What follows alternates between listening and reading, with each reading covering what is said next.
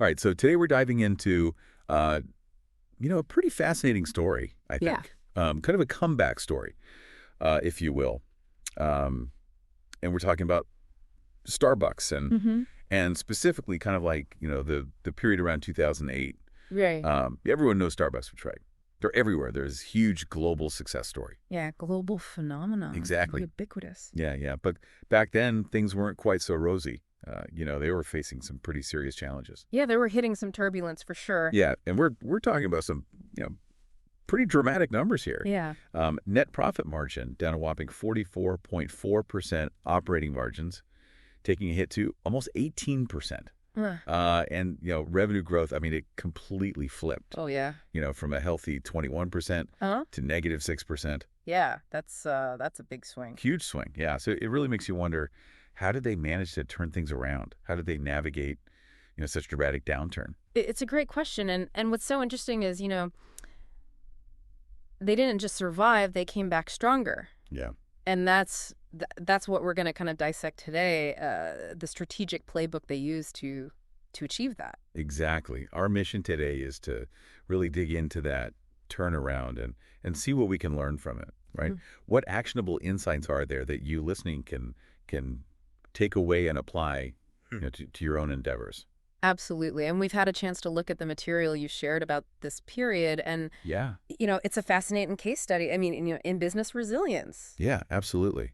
I mean, going through these sources, some key issues really jump out at you. Yeah. I mean, the rapid expansion they had. Right. Initially, you think of that as success, right? Uh-huh. But it seemed like it might have actually diluted what the Starbucks experience really was. Right. Kind of lost its way a little bit. Yeah, yeah. And then, on top of that, you had some operational hiccups that started to appear. Yeah. Customer loyalty took a bit of a hit.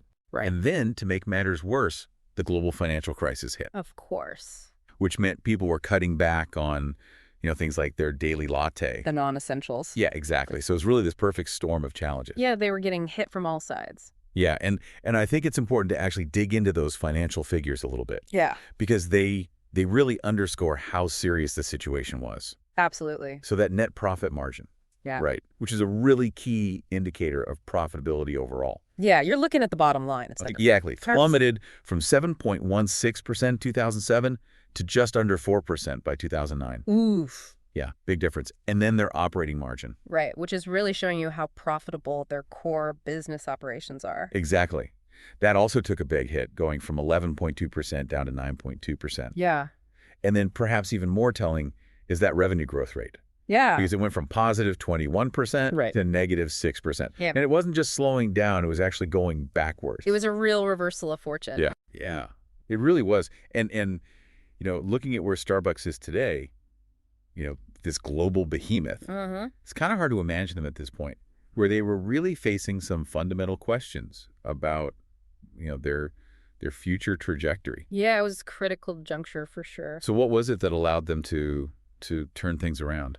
Well, it seems like a really pivotal part of their strategy was something called My Starbucks idea. My Starbucks idea. Okay, so tell me about that.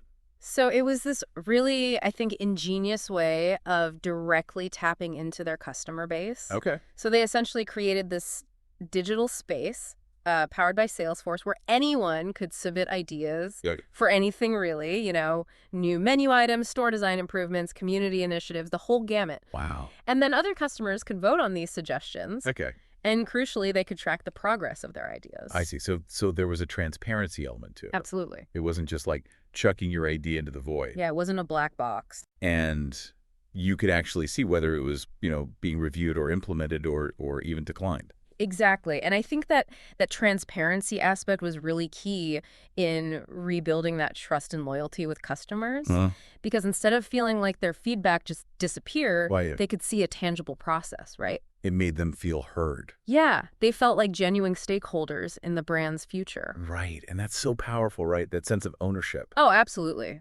It's way more potent than just giving people, fleeting discounts or something. Right, right. So I'm curious, can you give us some concrete examples of ideas that were actually, implemented Yeah. that originated from my Starbucks idea? Yeah, absolutely. Because I think that really helps, the listener understand the impact of this. Sure. So think about something that most of us just take for granted now in Starbucks. Free Wi-Fi. Oh, yeah. That was a huge request that got a lot of momentum through my Starbucks idea. And eventually they rolled it out. Wow. Similarly, the reusable cup program, Okay, yeah. where you get a discount for bringing your own cup. Yeah. That stemmed directly from customer feedback on this platform. Interesting. And then maybe one of the most iconic and enduring menu items, the pumpkin spice latte. Yes, of course. That also has its roots in my Starbucks idea and customer suggestions. I wouldn't have guessed that. Yeah, it's really interesting to think about how these weren't just like minor tweaks. Right. They were pretty significant changes that really resonated with the customer base. Yeah, and it's amazing to think about something as fundamental as free Wi-Fi starting as a customer suggestion. Right. And the scale of engagement they had with this initiative early on was incredible. Oh, yeah. Over 5 million Facebook fans and almost 640,000 Twitter followers within the first year. Yeah. I mean, that's a massive conversation happening online. It's really showcasing the power of, those digital platforms to create this two-way dialogue with your customers. And if you look at their financial recovery, I mean, it speaks for itself. Yeah. So by 2010, just a couple of years after, those pretty concerning lows, Right. their revenue growth rate had bounced back to a really healthy 9.5%, reaching $10.7 billion in global revenue. Wow. And even more impressive, their operating margin surged to 13.3%. Okay.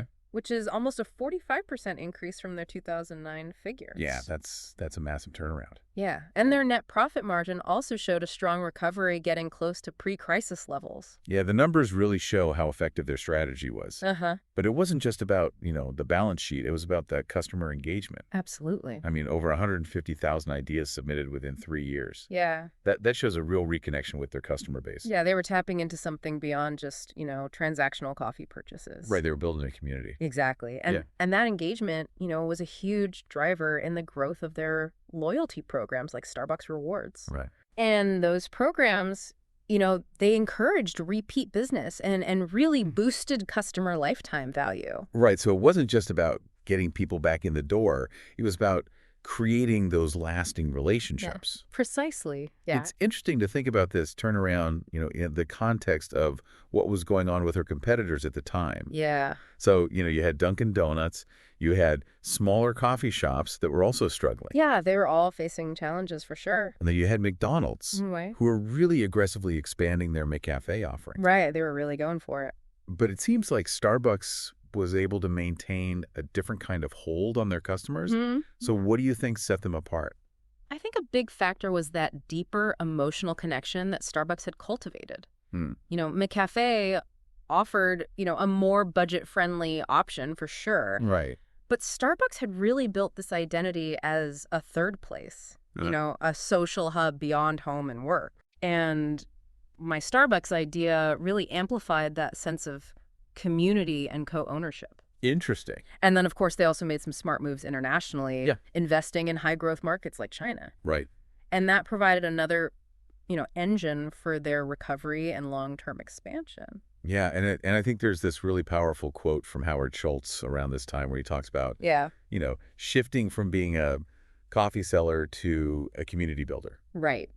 And I think that really captures the essence of what they were doing with my Starbucks idea. It does. It really highlights that, the turnaround wasn't just about, changing products or whatever. Right. It was a fundamental shift in how they viewed their relationship with their customers. Yeah. It was about moving towards a genuine partnership. And if we fast forward to today, 2023, the impact of these customer-centric strategies, I mean, it's undeniable. Oh, yeah. Starbucks reported a 12% increase in global revenue. Yeah. Hitting a staggering $36 billion.